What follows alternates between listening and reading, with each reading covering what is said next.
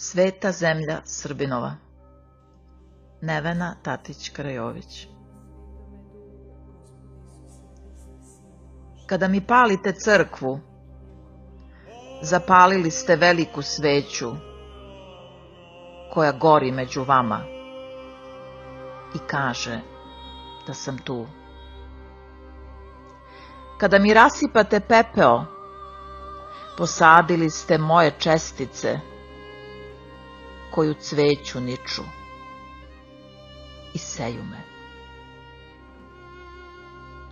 Kada mi lomite krstove, pokrenuli ste znamenje koje sija i blaži me visoko, gore, gde je spasenje.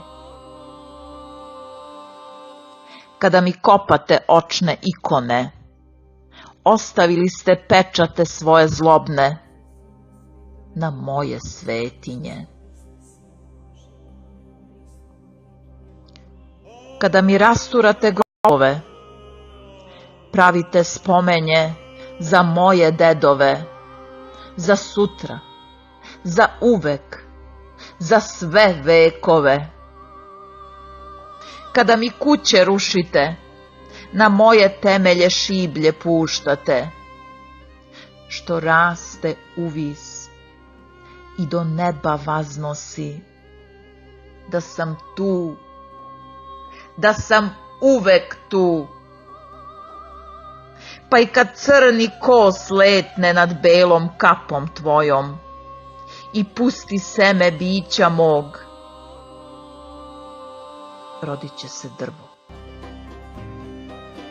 moje drvo, hrast, tu na zemlji mojoj, u dvorištu mom, i vazneti česnicu, i preslicu, i frulu, i poj, o boju, o tapiji, o obiliću, o Lazaru, o Milici Svetici, o Dušanu, Stefanu, Nemanji, o Kosovu, o Kosovu, o Kosovu i Metohiji,